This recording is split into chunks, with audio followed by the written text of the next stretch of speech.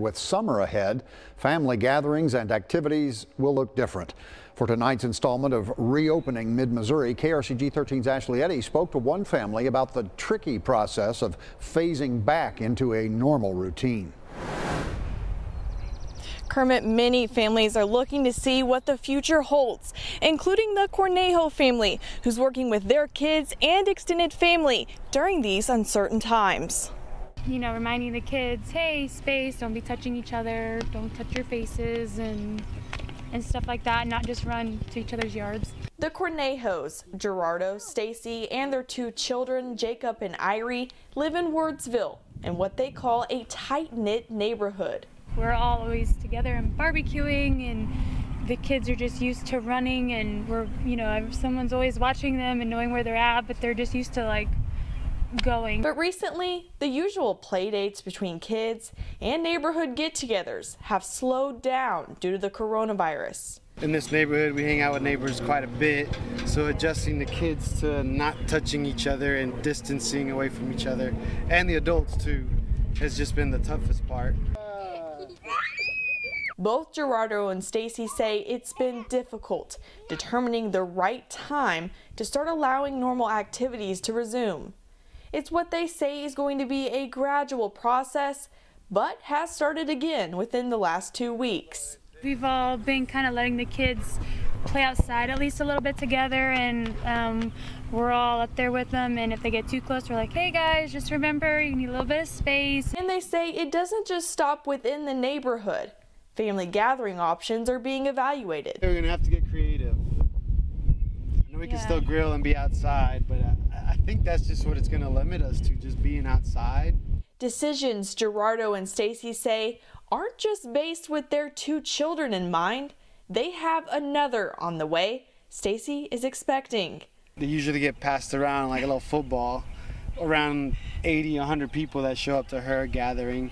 So I don't know if that's going to happen or not. It's up to her. And as the state reopens, Gerardo and Stacy say it's crucial to get back to work. But with a 4- and 7-year-old, it's just not that simple. Child care decisions are coming into play. As of now, they say both children are registered for summer programs. They said they're still going to do field trips with the kids, but they're just going to be different. They'll be like hiking outside or fishing further apart, you know, so they're being conscious of that. We're counting a lot too on the people that are going to be working with them. Yeah. They're following their protocol. At the end of the day, Gerardo and Stacy say despite these hard decisions, this period has been a blessing. I also enjoy the time home with them, because normally people are running 3 kids in 3 different directions and not getting to have family dinners together and not getting to spend time together and play outside together and just slow down and enjoy the time. I was cleaning the outside area of my house yesterday, and you know when you take a white washcloth and you just wipe it over something and you look at it and it's just completely black? Yeah, that got me thinking about pollen, and allergist and Dr. Francis with MU Healthcare says the first thing that you can do to help some of those allergens is to change and wash your clothes when you come inside from being outside. That's just the first simple thing that you can do to help some of those allergies. Dr. Francis says springtime is the worst time for tree pollen allergies. Summer is when grass allergies are at their peak. Fall time, weeds and some mold allergies are at their peak. And winter, when many are indoors, is the worst time for dust mites and indoor allergies. She says air filters can help, but there's a strategic way to use them. Now, whole house HEPA filters are very expensive, so if someone is interested in air filtration, we usually recommend if you buy a single room unit to put it in the bedroom and assess your heating and cooling system for how frequent the air turnover is, because if the air is turning over very frequently, that unit is not going to be very effective. State troopers have seen a reduction of more than 40% in traffic on central Missouri roadways. At the same time, they've seen an increase in drivers traveling more than 100 miles per hour. Troopers say more people are speeding because there is less traffic during the pandemic.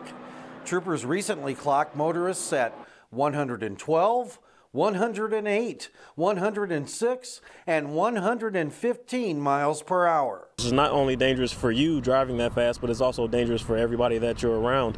All the cars that are on the roadway, they're not expecting somebody to be passing them at 100 miles per hour. They could easily be changing lanes or merging on the traffic, and if you're going that fast, they may not be able to stop or see you coming. Troopers set up a speed monitoring trailer in the southbound lanes of Highway 63 near Ashland for 20 days during April of last year and April of this year.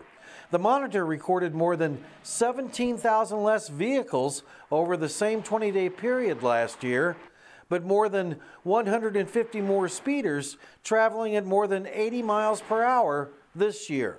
I don't see the need for it. I think they're still dangerous to speed, so why take the chance, even though there are fewer cars on the highway, but still, it's not safe.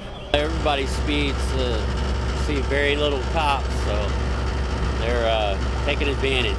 You got to watch it because it's dangerous out there with them passing you and stuff like that. They come up on you, behind you, fast. So you either got to get out of the way or step on the gas or let them pass.